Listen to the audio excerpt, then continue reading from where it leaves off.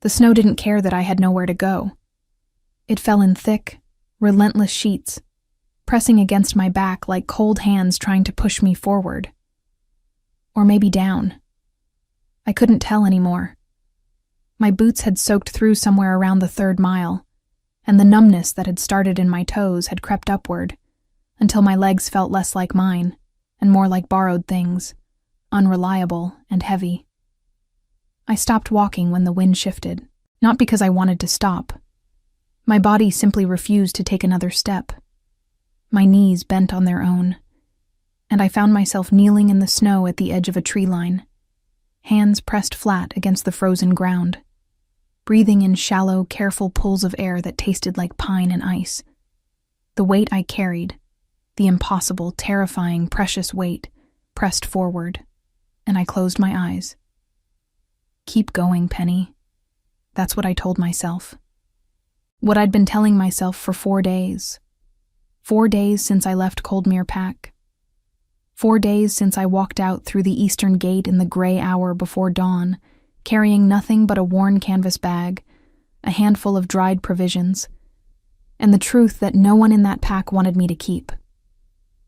I was 23 years old, an Omega with no rank worth mentioning, no family left to speak of, and a child growing inside me that the Pack Council had decided was a problem to be solved rather than a life to be welcomed. They hadn't said it cruelly. That was almost worse. How politely they'd framed my erasure.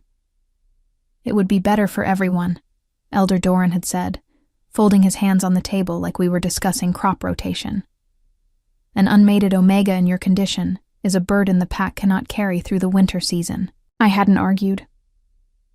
I had learned long ago that Omegas who argued disappeared quietly. So I left quietly instead, on my own terms, which felt like the only victory left to take.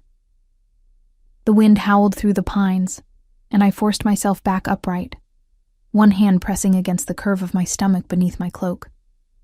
My blonde braid had come mostly undone, loose strands plastered to my forehead with melting snow. I probably looked like something the forest had chewed up and considered spitting out. And then I saw it. Through the trees, barely visible. But there, a shape that didn't belong to the wilderness. A roofline. Stone walls, dark with age and weather, but standing. A chimney, cold and smokeless. Windows shuttered from the inside, which meant the shutters were still attached, which meant the roof had probably held. I moved toward it before I'd made any conscious decision to do so. The house sat in a clearing that the forest seemed to have quietly swallowed over the years. Vines had climbed the eastern wall. The front steps were buried under half a foot of snow, and what looked like several seasons of fallen leaves underneath that. But the door, an old oak thing with iron fittings gone dark with rust, was intact. No broken hinges. No gaping holes where weather had forced its way inside. I tried the handle. It didn't open. Of course it didn't. I stood there for a moment, swaying slightly from exhaustion, and then I noticed that one of the ground floor shutters on the left side of the house had a gap at its lower corner. Just a gap. Wide enough, maybe, if I worked at it. It took longer than it should have. My fingers were clumsy, and I had to stop twice to rest, leaning my forehead against the cold stone wall and breathing through the ache in my lower back that had become my constant companion these past weeks. But eventually the shutter swung inward with a groan of protest, and the window behind it, old glass, wavy and thick, was unlatched. I climbed through with considerably less grace than the word climbed implies. Inside, the darkness smelled of dust and cold ash, and something underneath both of those things. Something that had once been a home. Wood smoke, long faded. Dried herbs hanging from a ceiling beam, brittle and colorless with age. A table with 2 chairs. A hearth wide enough to stand inside. And beside the hearth, a stack of firewood that someone had left, or forgotten, or perhaps placed there with the quiet faith that someone who needed it would eventually arrive. I stood very still in the middle of that dark, cold room, and I cried. Not dramatically. Not the kind of crying that demands an audience. Just the quiet, helpless kind. Tears running down my face while I stood there with my canvas bag at my feet and my hands pressed to my stomach, feeling the faint, fluttering movement of the life inside me that had no idea how precarious our situation was. "It's all right," I told them silently. "I found us something. I found flint and steel in the kitchen drawer, which struck me as almost miraculous. The fire took on the third attempt, and I fed it carefully, adding small pieces first and then larger ones, watching the orange light spread across the stone floor. The room began to warm by degrees. I draped my wet cloak over one of the chairs near the hearth and sat on the floor with my back against the warm stone, my hands wrapped around my knees, and I looked around at what I'd found. It wasn't much, but it was shelter. It was dry. It was mine, at least for tonight. I ate half of what remained in my bag: dried meat, a heel of hard bread, 2 shriveled apples, and I told myself tomorrow I would inventory the house properly. There might be more provisions somewhere. A cellar, perhaps. There were often cellars in old houses like this. I was almost asleep when I heard it, a sound from somewhere outside. Not the wind, which had a voice I'd grown familiar with over 4 days of walking. Something else, something that moved with intention through the snow. Multiple somethings. I sat up slowly, my heart loud in the sudden silence of my own attention. The fire crackled. Outside, snow fell. And then, unmistakably, I heard the low sound of wolves communicating. Not howling. Not the open, territorial announcement that carried for miles. This was quieter. Closer. The kind of sound a patrol makes when it's checking a perimeter. I pressed myself against the wall beside the window, not daring to look out. Who does this land belong to? I hadn't thought to ask that question when I was climbing through the window. I hadn't thought of much beyond warmth and rest. But now, kneeling on the floor of someone else's abandoned house with firelight flickering against the shuttered windows like a beacon I had inadvertently lit, I understood, with cold clarity, that I had just announced my presence to whoever owned this territory. The sound of paw steps in snow stopped directly outside the front door, and then someone knocked. I didn't move. The knock came again. 3 measured strikes against the oak door, deliberate and unhurried. Not the frantic pounding of someone caught in the storm. Not the sharp, aggressive demand of an enforcer who already knew they had the authority to break the door down if they chose. This was something in between, and somehow that middle space frightened me more than either extreme. I looked at the window I'd climbed through. Still open. I could go back out into the snow. I could disappear into the tree line before whoever was on the other side of that door had time to process what they'd found. I was slow now, heavier than I'd ever been in my life, and the cold would find me within the hour. But the instinct to run was so deeply wired into me that my legs were already shifting beneath me before my mind caught up. And go where, Penny? The question landed like a stone dropped into still water. Go where? Back into the snow. Back into 4 more days of walking toward nothing in particular, with less food than before, and a body that had already told me, in no uncertain terms, that it was reaching the edge of what it could sustain. I pressed my hand flat against the wall and stayed where I was. "We can see the smoke from the chimney," a voice said from outside. Low, even, carrying easily through the old wood of the door. Male, young, or youngish. Not the graveled authority of an elder. "We're not going to pretend we don't know someone is inside." I said nothing. A pause. Then a different voice, this one slightly higher, carrying a note of something almost like wry amusement. "She's not going to answer, Cole. She might. She climbed through a window to get in. She's not going to open the door to a pack patrol in the middle of the night." They knew about the window, which meant they'd circled the house, which meant they were thorough, and I hadn't heard all of them, only the ones who'd approached the front. My name is Cole Varden, the first voice said. I'm the patrol lead for the Ashvale territory. This land belongs to AlphaKing Kale. I'm not here to cause you harm, but I need you to open this door, or I need you to tell me you're all right, because those are the only two options that don't end with me reporting an unresponsive trespasser to the Alpha and watching this get significantly more complicated than it needs to be. The AlphaKing. I had heard that name. Everyone had heard that name. Kale of Ashvale. The king who had consolidated 4 fractured territories into one in less than 3 years, who was said to govern with a coldness that wasn't cruelty so much as an absolute absence of sentiment.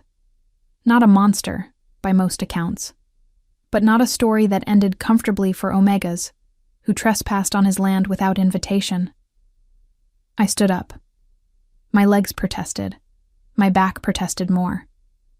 But I crossed the room, and I put my hand on the door latch, and I said, loudly enough to be heard, I'm going to open the door. I'm not armed. I'm not a threat to anyone. A beat of silence. All right. I opened it. The cold rushed in immediately, and I had to grip the door frame against the sudden shock of it. There were 3 of them on the steps. 2 I catalogued quickly as patrol wolves in dark, practical clothing, hands visible, postures carefully non-aggressive in the way that trained enforcers learn when they want to de-escalate.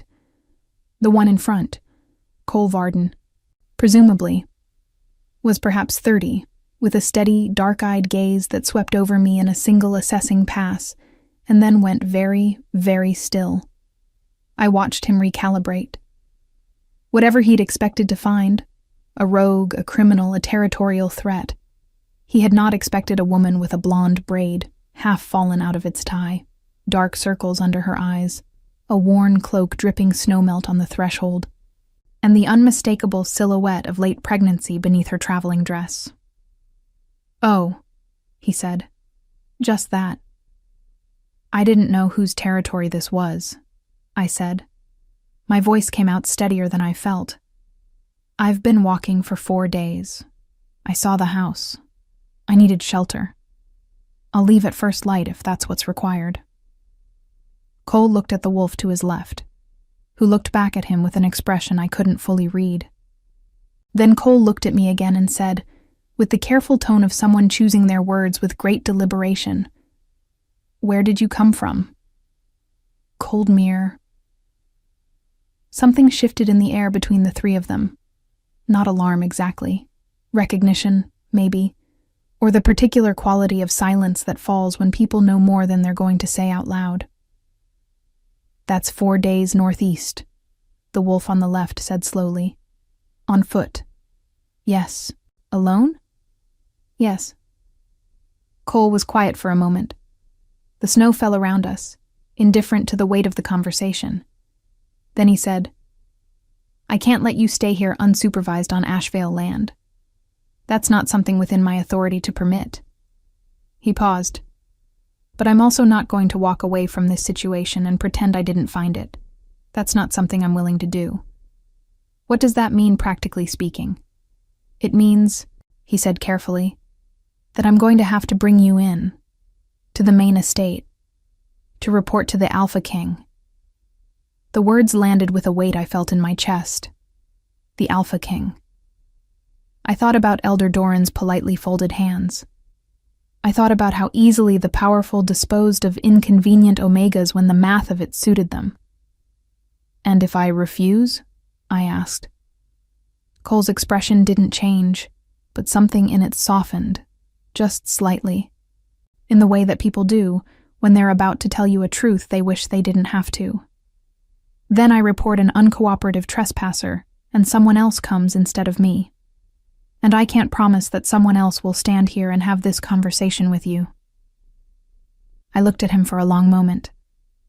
I looked at the snow behind him, thick and unrelenting.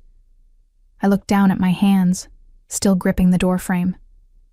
I thought of the life I was carrying, who had no voice in this and no choice in this, who was depending entirely on mine. All right, I said. Let me get my bag. The Ashvale estate was not what I had imagined in the dark of the road.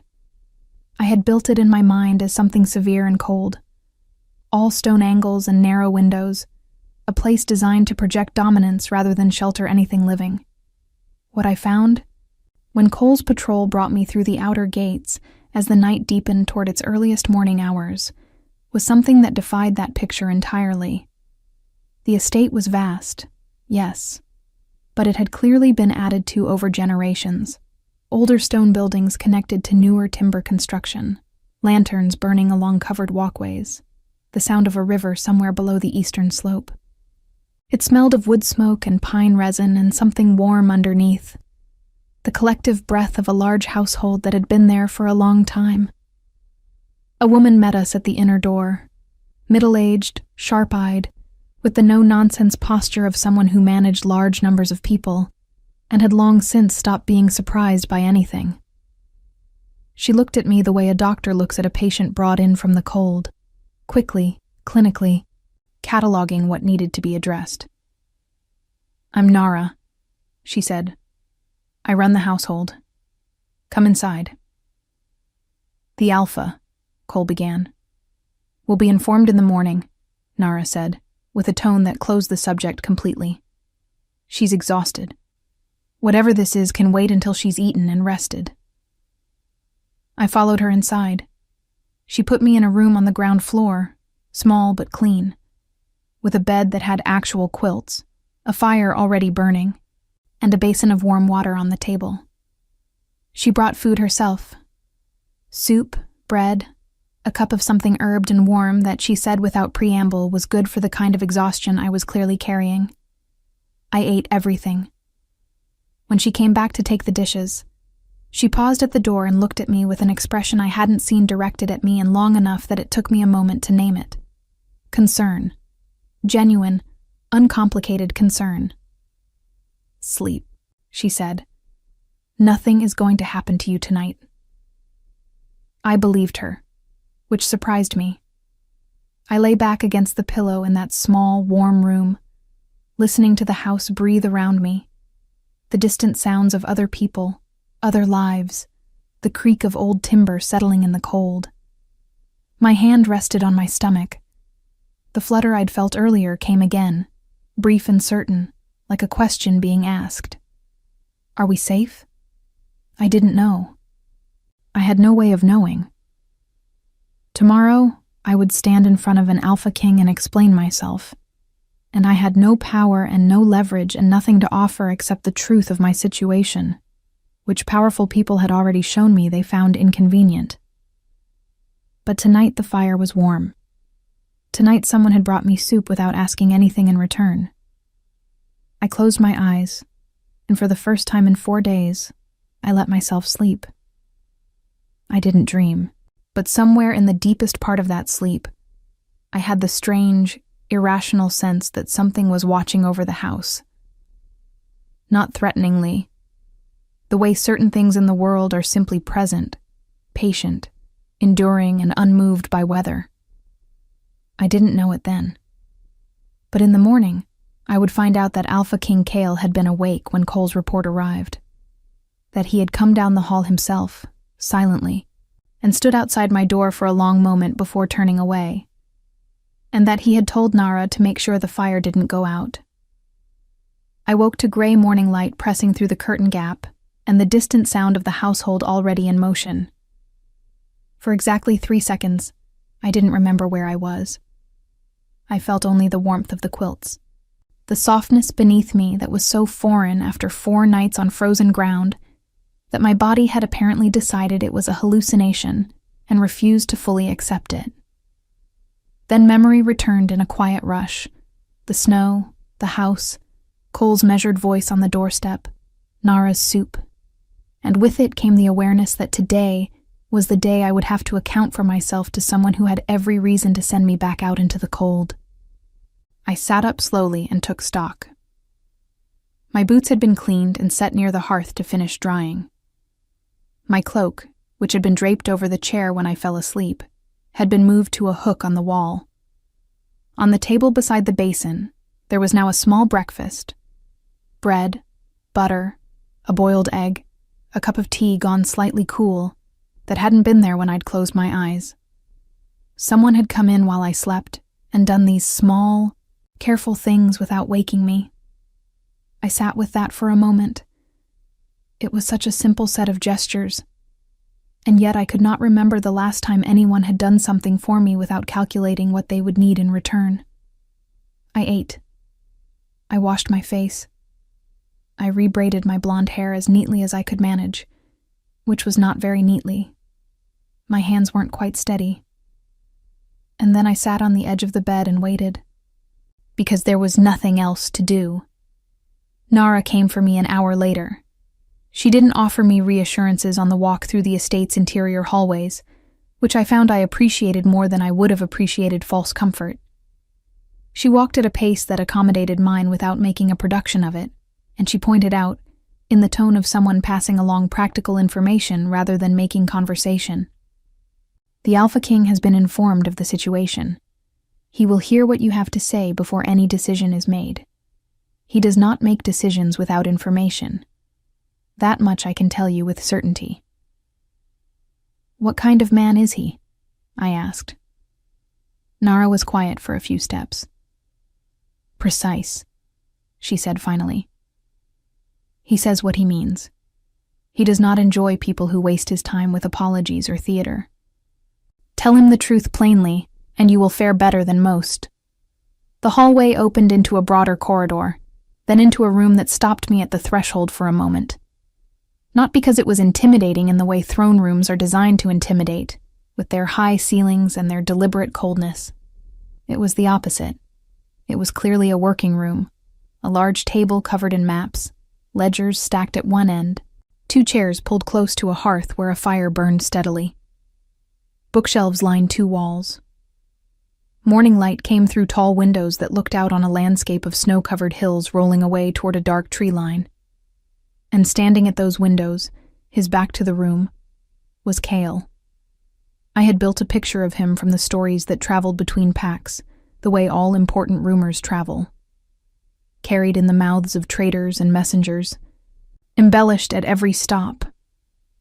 I expected someone designed to look powerful, broad and cold and deliberately imposing, the physical embodiment of authority. What I found was a man who simply stood very still. He was tall, yes. That part the stories had right. Dark-haired, with the kind of build that spoke of a life that demanded physical capability, rather than one that cultivated it for appearance.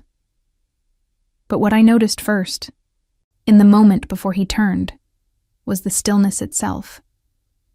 The quality of someone who had learned to occupy space without announcing it.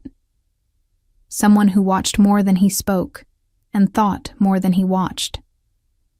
He turned when Nara closed the door behind me. His eyes were the color of deep water. Gray-green, difficult to read in the way that water is difficult to read, showing you a surface while hiding the depth beneath. They moved over me in the same assessing way Coles had the night before, but slower, more thorough. Not unkind, but entirely honest in their attention, which was somehow more uncomfortable than unkindness would have been. "Sit down," he said. "Not please sit, and not you may sit. Just the simple directive, without ceremony." I remembered what Nara had said about theater, and I crossed the room and sat in the chair nearest the hearth without comment. He remained standing. Not in the way that people stand to assert height over someone seated. He moved to the side of the table and leaned against it, which actually brought him closer to my level, and looked at me with that steady, water-deep gaze. "Your name," he said. "Penny. Pack. Coldmere, formerly." A slight pause at that word. Formerly. "You left." "I did." "Before or after they asked you to?" The question was so direct that it landed like a small stone dropped from a height. I felt the impact of it somewhere behind my sternum. He wasn't asking to be cruel. I could hear that. He was asking because he already had a theory, and he wanted to know if the truth matched it. "They made it clear," I said carefully, "that remaining would cause problems for everyone involved." Including you? Especially me. He nodded once, slowly, as if this confirmed something he'd suspected. Coldmere's council, he said, has a history of resolving inconvenient situations by relocating them rather than addressing them. I'm familiar with Elder Doran's methods. I looked at him. You know Doran. I know of him. There's a difference, and it's not a flattering one in his case. He was quiet for a moment, his eyes on the window, on the gray winter light spreading across the hills. Then he looked back at me.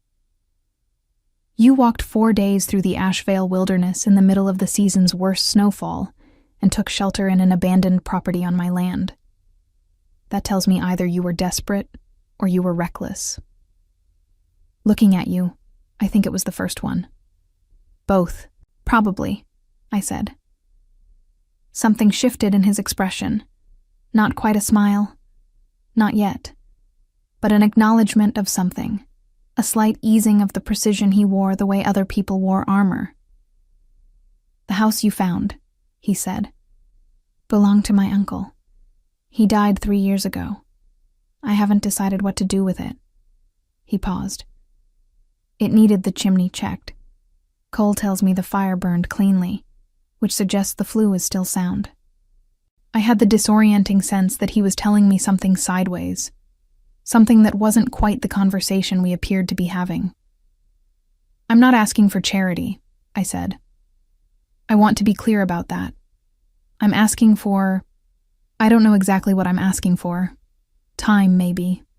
A few days to rest and to think and to figure out where I'm going next. I have nothing to offer in return except honesty, and I understand if that's not enough. Kale studied me for a long moment. The fire crackled. Outside, a crow called once from somewhere in the snow-covered eaves, and then went silent. What do you know about Ashvale? He asked. The question surprised me. Not much. That it's larger than it looks from the outside. That you consolidated the northern territories. That you govern alone. That last part, he said, is more complicated than it sounds. He pushed off from the table and walked to the window again, looking out at those rolling hills. I have 4 territories under one banner, and a council that represents each of them. The council has been vocal lately about certain gaps in Ashvale's leadership structure. They believe a pack of this size requires more than administrative competence. They believe it requires visible continuity. I wasn't entirely sure what he was telling me or why he was telling me, but I kept quiet and let him speak. I mention it, he said, still looking at the window. Not to burden you with politics you didn't ask about. I mention it because I want you to understand that Ashvale is a territory in the middle of its own complicated season, and that what I do with your situation will be noticed and discussed, because everything I do is noticed and discussed. He turned back to face me. I need to think about what the right decision is. And I'm going to ask you not to make any plans to leave until I've had a day to think. I stared at him. You're asking me to stay. I'm asking you to wait, he said. There's a difference. I thought about pointing out that I had nowhere to go, which would have made the request somewhat academic. But something in the careful precision of his phrasing stopped me. He was not offering me charity. He was not making me a prisoner. He was asking genuinely for time, and treating me as someone capable of granting or refusing it. No one had treated me that way in longer than I could easily remember. All right, I said. One day. He nodded. And then, as if the conversation had reached a natural conclusion, and he saw no reason to pad it with social ritual, he walked back to his table and picked up a map, and I understood that I was being quietly dismissed. Not unkindly, but thoroughly. Nara was waiting in the hall. She looked at my face, apparently read something in it that satisfied her, and said, "Come. I'll show you the rest of the house." I followed her, my hand resting on my stomach, turning over the conversation in my mind like a stone found on a path. Smooth on one side, rough on the other, and heavier than it looked. That afternoon, sitting in the warm kitchen while Nara's staff moved around me with the comfortable efficiency of people who knew their work well, one of the younger women, a girl of perhaps 19 named Bess, with quick hands and a quicker smile, sat across from me with 2 cups of tea and said conversationally, "You know, the Alpha hasn't asked anyone to stay in years." I looked at her. "I'm sure he has guests." "Guests are different," Bess said, wrapping both hands around her cup. "Guests are invited and scheduled and managed. He asked you." She tilted her head. "He came down the hall himself last night. Did Nara tell you that?" "She didn't. He stood outside your door for a bit." She said it matter-of-factly, without weight, as if it were simply an interesting detail rather than a significant one. "Then he went back upstairs and told the night staff to keep your fire going." She took a sip of her tea. "He hasn't done anything like that in a long time." I looked down at my cup and said nothing, but my hand had stilled against my stomach, and somewhere in the careful architecture of walls I'd spent years building around myself, something shifted. Just slightly, like a single stone moving in a wall that had been perfectly still for a very long time. One day became 3. I didn't plan it that way. On the second morning, I woke expecting Cale to summon me back to that map-covered room and deliver whatever verdict he'd spent the night constructing. Instead, Nara appeared at my door with a heavier dress draped over her arm, wool, deep gray, practical and warm, and said that the Alpha had been called into an all-day council session, and that I was welcome to move through the household freely until he was available. I borrowed the dress. It fit better than anything I'd worn in months. By the 3rd day, I had stopped counting hours. The estate had a rhythm that was nothing like Coldmere's. In Coldmere, the pack hierarchy made itself felt in 100 small daily ways. Who ate first, who spoke first, who moved aside in corridors and who didn't. The air there had always carried a faint pressure, like weather before a storm, the constant low hum of rank asserting itself over everything. I had lived inside that pressure so long I'd stopped noticing it, the way you stop noticing a sound that never stops. Here, the pressure was different in quality. Present, unmistakably, this was a pack under strong leadership, but not oppressive in the same way.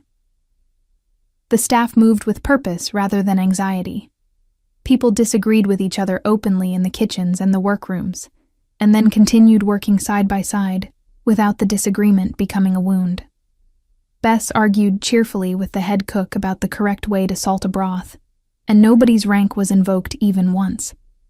I watched all of this with the attention of someone who had been quietly studying social structures their entire adult life, because when you exist at the bottom of a hierarchy, understanding how power moves through a space is a survival skill rather than an intellectual exercise. What I concluded, by the end of the 3rd day, was that Ashvale ran the way it did because the person at the top of it had decided, deliberately, that it would.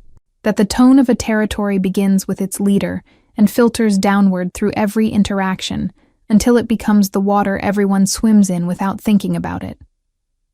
And that Cale, whatever else he was, whatever complications surrounded his governance, had chosen to build something that didn't feed on fear. That told me something important about him. I filed it away carefully. I saw him only once during those 3 days, briefly, at a distance. He was crossing the courtyard below the window where I'd been sitting with a book from the household's small library, moving quickly, in conversation with 2 men who carried the look of council representatives, their expressions tight with whatever argument was currently in motion. He glanced up once, seemingly by accident, and our eyes met for perhaps 2 seconds before he looked away and continued walking. 2 seconds. I returned to my book and found I'd lost my place entirely. On the 4th morning, Nara told me the Alpha would see me after the midday meal. I spent the intervening hours in the estate's small garden. More of a walled courtyard, really. the plants all dormant under their layer of snow, but sheltered from the wind and bright with winter light. I walked the perimeter slowly, the way my body preferred these days, one hand at my lower back, thinking about what I was going to say. The truth plainly, Nara had advised. But truth was a more complicated thing than the word suggested. There was the plain, factual truth. I am Penny, formerly of Coldmere, Omega rank, 23 years old, alone and without resources, and carrying a child whose father had left the pack 8 months ago and had not returned and was not coming back. That was the skeleton of the situation. It was true as far as it went. What it didn't carry was the texture of it, the particular quality of loneliness that comes not from being physically isolated, but from being surrounded by people who have collectively decided you don't quite matter enough to include. The way I had spent the last 3 years making myself useful, healing the sick, managing the pack's herb stores, teaching the younger Omegas what I knew about plant medicine, and how none of that usefulness had translated into the kind of belonging that would have made my situation anyone's problem but my own. I was good at being useful. I had never learned how to be necessary. The difference I had come to understand was the thing that determined whether people let you stay. Kyle was alone in the map room when Nara brought me in. The council representatives were gone. The table had been partially cleared, the ledgers stacked more neatly. A space opened up that hadn't been there before. He was standing at the window again, which I was beginning to think was simply where he stood when he was thinking. The way some people pace, and others go still. He turned when I entered, and this time I noticed that he looked tired. Not visibly, in the way of someone who'd slept badly. More the tiredness that accumulates over time. The kind that rest doesn't entirely fix, because it isn't born from sleeplessness, but from carrying weight for long periods without setting it down. I recognized that kind of tired. I'd seen it in my own reflection. "Sit down," he said. Same as before, direct, without ceremony. I sat. He remained standing for a moment, and then, apparently deciding something, he pulled the second chair away from the table and sat in it himself, which put us at the same level, facing each other across a few feet of space with the fire at his left and the window's gray light at mine. "I've been thinking about what you said," he began. "About asking for time, about having nothing to offer except honesty." "I remember. I've also been doing some inquiry, quietly." He said it without apology, which I found I preferred to an apology. Coldmere's internal politics are more visible than Elder Doran would like to believe. The decision to ask you to leave was not unanimous. There were 3 council members who objected. They were overruled by Doran and 2 others who have been managing the pack's public image above its people's welfare for some time. A pause. That's not to say the decision wasn't legal by Coldmere's own governance structure. It was. I'm simply telling you what the inquiry found. "Why?" I asked. "Because I want you to know that I looked, that I don't make decisions about people based on what one side of a story presents." He rested his forearms on his knees, a gesture that struck me as unconsciously less formal than everything else about him. And because what I'm about to say will make more sense if you understand that I investigated rather than assumed. I waited. "Ashvale has a healer position," he said. "The woman who held it for 15 years retired at the start of this season to live closer to her daughter's family in the Southern Territory. We've been managing without one since then. The council has been pushing me to appoint someone from a shortlist they've compiled." A slight pause. "I find the shortlist politically motivated rather than practically sound." I looked at him very carefully. "You know I have training in plant medicine. Nara spoke to you for 3 days. Nara doesn't speak at length to people she doesn't find worth speaking to." He met my gaze directly. "She also told me that you identified correctly, and without being asked, that the herb bundles in the abandoned house were marsh rosemary and late yarrow, and that the combination suggested whoever lived there had been managing a long-term joint condition. That's not common knowledge." It's also not formal training, I said honestly. I learned from the Pack's healer at Coldmere. I worked alongside her for 6 years, but I don't have a credential that a council could point to. And the previous Ashvale healer had no formal credential either. She had knowledge and judgment. He paused. What I'm proposing, and I want to be clear that this is a proposal, not a directive, is that you take a temporary position as Ashvale's working healer. Housing would be provided within the estate. Meals, supplies, everything practical that the role requires. The arrangement would be assessed after 6 months by both of us, and either party could end it with appropriate notice. The room was very quiet. The fire crackled. I could hear faintly the sound of the courtyard below. Someone calling to someone else, a dog barking once and then going silent. You'd be offering shelter to an unmated Omega in late pregnancy, I said. In a territory where your council is already making noise about your leadership. That's not a neutral political gesture. No, he agreed. It's not. Why would you do that? He was quiet for a moment. Not the quiet of someone searching for an answer, but the quiet of someone deciding how honest to be with an answer they already have.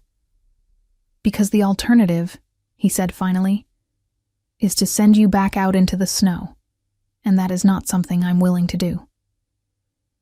He said it the same way he said everything, plainly, without decoration, as if it were simply a fact about himself that he was reporting. Ashvale's strength has never come from its size or its political alliances. It's come from the choices made when the choices weren't easy. I'd rather explain a decision that was right than defend one that was convenient. I looked at my hands for a long moment. Then I looked up at him. There's something you should know, I said, about why I'm in this situation. The full version, not the outline. I assumed there was, he said, and he leaned back slightly in his chair, in the way of someone prepared to listen for as long as it took, and said nothing else. So I told him. All of it. Not the rehearsed version I'd been constructing in the garden, but the real one, with all its irregular edges. The father who had been a traveler passing through Coldmere, charming and temporary, who had spoken about returning in a way that I had believed, because I had wanted to believe it. The months of managing alone, doing my work, keeping my head down, telling myself that it would resolve itself, and that I was capable of handling whatever came. The council meeting I hadn't been invited to attend, where my future had been decided without my presence. The morning I had walked out through the eastern gate with my canvas bag and my dried provisions, and the absolute certainty that whatever came next would be better than staying where I wasn't wanted. Cale listened through all of it without interrupting once. His expression didn't shift toward pity, which I had dreaded.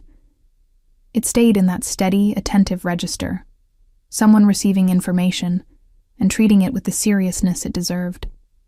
When I finished, the room was quiet for a moment. Thank you, he said, for the full version. I nodded. My answer is the same, he said. The position is yours if you want it.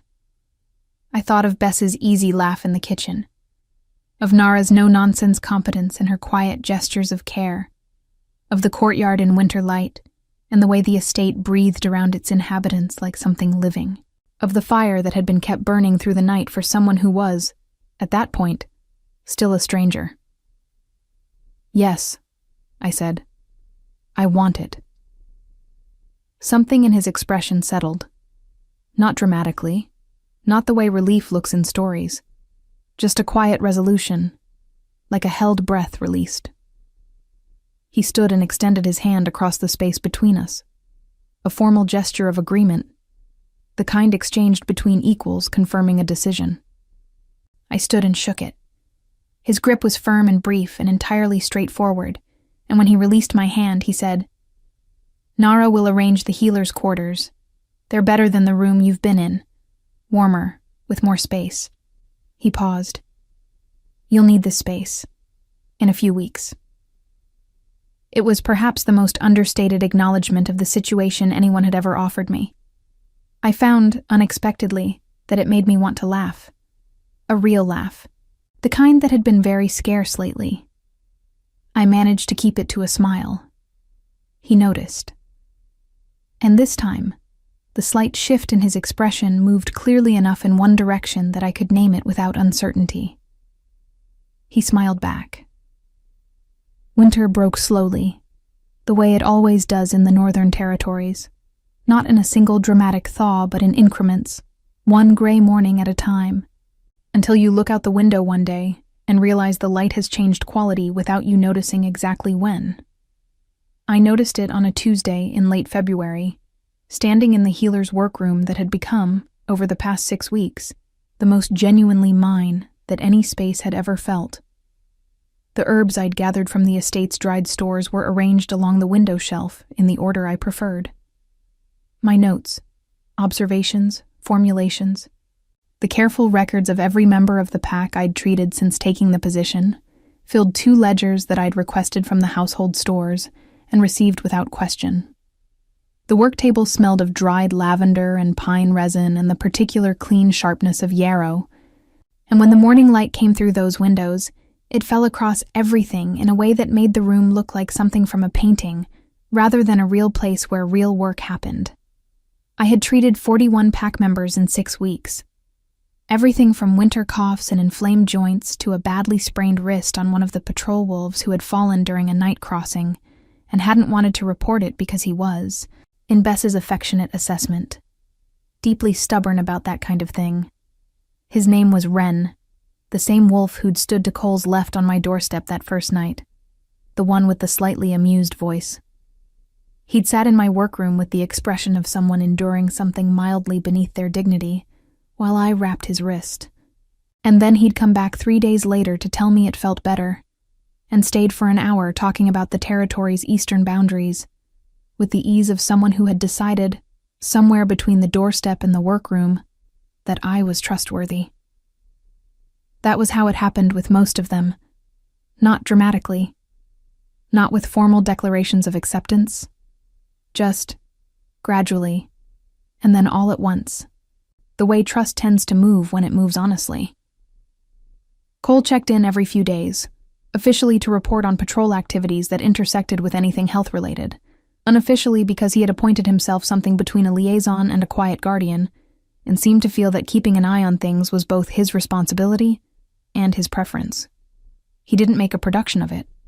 He simply appeared, asked useful questions, listened to the answers, and left having made whatever small adjustment needed making. Bess came every morning with tea, and stayed as long as the kitchen would let her, which was usually longer than it should have, and filled the workroom with the particular warm noise of someone who finds silence uncomfortable and has decided that you are a suitable audience for everything that crosses her mind. And Nara managed the household with the same precise, undemonstrative competence she brought to everything, and expressed her regard for people not through words, but through the quality of her attention to their practical needs. She had, without announcement, arranged for the healer's quarters to be fitted with an additional brazier before the worst of February's cold arrived. She had sourced, from somewhere in the estate's considerable stores, a supply of the specific dried elderflower that I'd mentioned, in passing, was difficult to find in the Northern Territories, but extremely useful for fever management. She had done both of these things and said nothing about either of them, which I had come to understand was simply how she operated. These people had become, not without my noticing, but somewhat against my prior expectation that it was possible, my people. Not in the formal, hierarchical sense that pack membership implies, in the older, quieter sense. The sense of people whose faces you know, and whose voices you recognize, and whose well-being you find yourself thinking about when you wake in the morning. I had not expected that. I had expected to be tolerated. I had arrived prepared for tolerance, with all my defenses calibrated for it. What I'd gotten instead had required a completely different set of responses, and learning them had been the most disorienting and quietly wonderful thing that had happened to me in years. Cale and I had developed our own rhythm in the weeks since our agreement. It was not what I would have predicted from that first meeting. I'd anticipated formal distance. the professional courtesy of a leader toward a useful appointee, correct and unmistakable in its limits.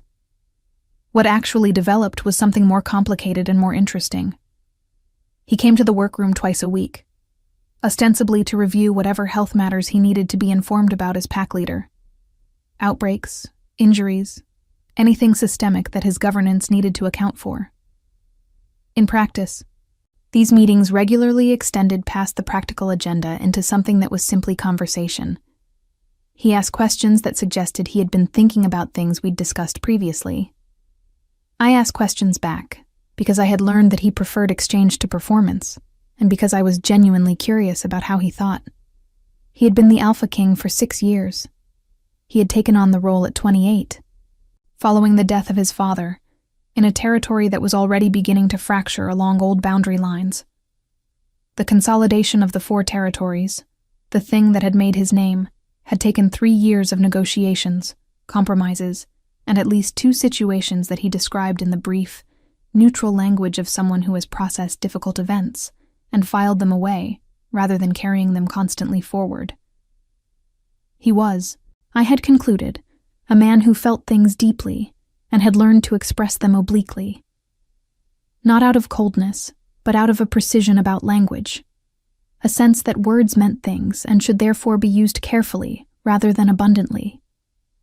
He said less than most people, and meant more by what he said, and once I understood that, conversations with him became a different experience entirely.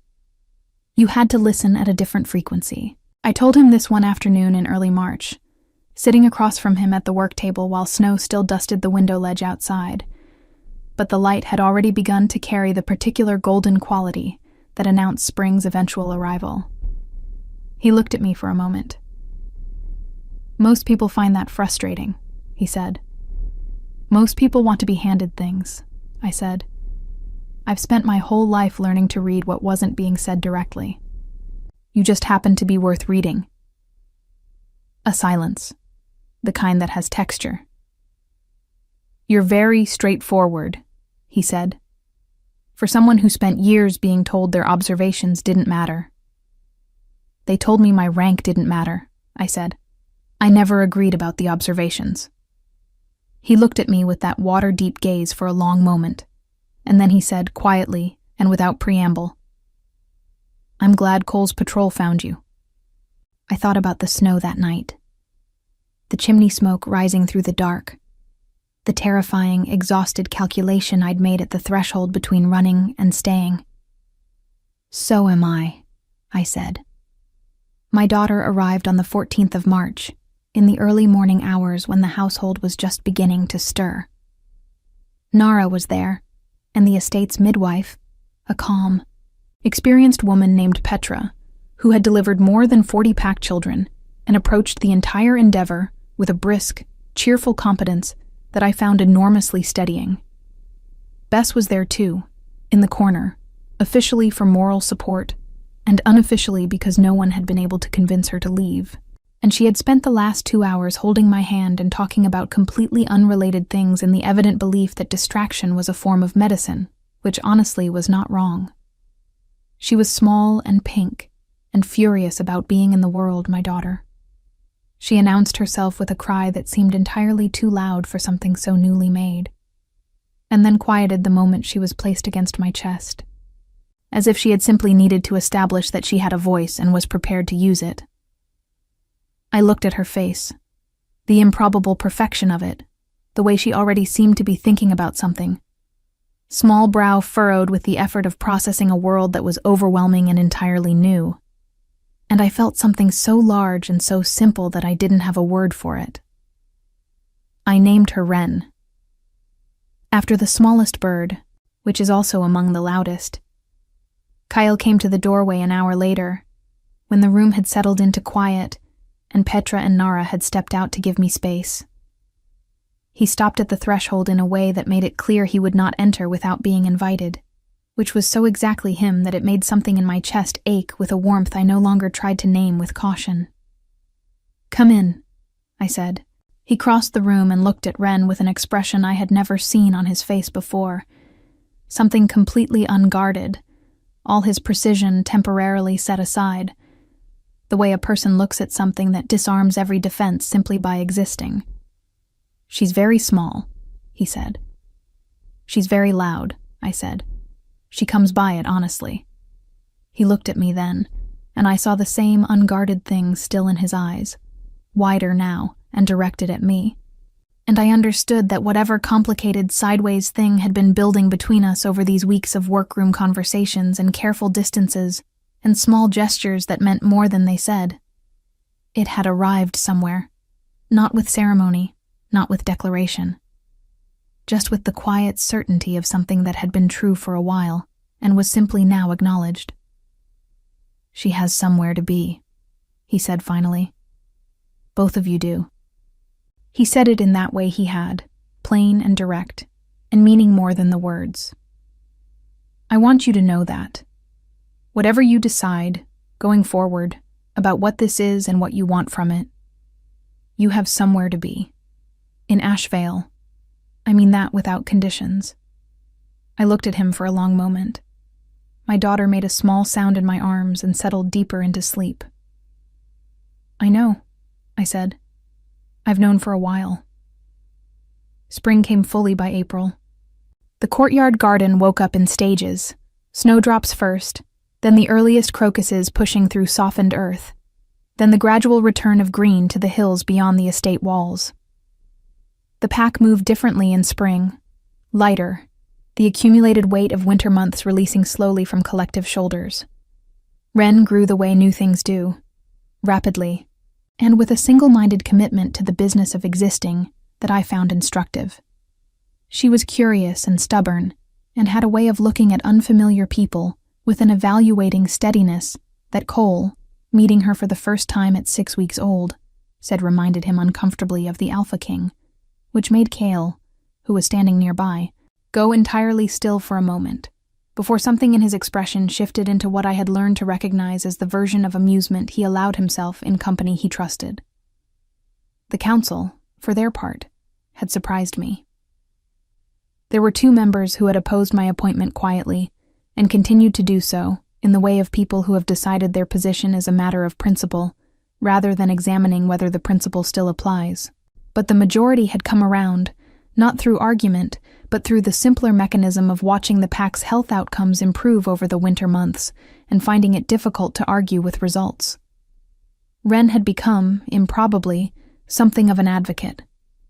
Not by making speeches, but by telling the truth plainly when people asked, which in a pack like Ashvale carried more weight than any formal endorsement. In June, 3 months after Wren's arrival, Cale and I walked the eastern hills together in the long evening light of early summer. Wren was with Bess, who had been campaigning for unsupervised time with her since approximately the 2nd week, and had finally been granted it with the understanding that any report of chaos would result in its immediate rescission. We walked slowly, the hills green and wide around us, the estate visible behind us in the last of the golden light. We talked about small things first. The herb garden's summer inventory, a dispute between 2 of the Northern Territory representatives that had resolved itself more peacefully than expected. Wren's new habit of grabbing whatever came within reach and examining it with total concentration. And then, in the natural pause that came after the small things had been said, Cale stopped walking and turned to face me with the look of someone who has been thinking about something for long enough that they've decided the time for thinking is finished. "I have something to say," he said, "and I want to say it plainly." "You always say things plainly," I said. "Not always," he said. "Not about this." A pause. "I asked you to stay because it was the right thing to do. I told you that then, and it was true. But somewhere between then and now, my reasons changed. And I think you know that. And I think I've been conducting myself as though you knowing it was the same as my having said it, which is not fair to you and not honest of me. The evening light made everything look like a memory already, soft and golden and too beautiful to be quite real. "You're saying it now," I said. "I'm saying it now." He looked at me with that water-deep gaze that I had spent months learning to read, and what I saw in it was the thing I'd been careful not to name for fear of being wrong. You and Ren are not here because of charity or politics, or what the council finds convenient. You're here because this is where you belong. And I would very much like, if you're willing, to stop pretending that's not what I believe. I thought of the eastern gate at Coldmere. Gray dawn, canvas bag over my shoulder, walking into the snow because staying had become impossible.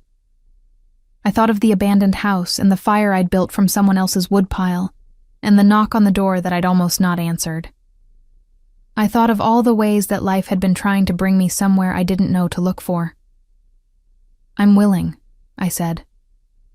He nodded once. And then he did something I had not seen him do with anyone. He offered me his hand, not in the formal way of an agreement being sealed, but simply open, offered, the way you offer something you hope will be accepted without conditions. I took it. We stood on the green hill in the summer evening, and the estate waited below us, full of firelight and familiar voices, and a small daughter being cheerfully spoiled by someone who had decided she was a personal responsibility.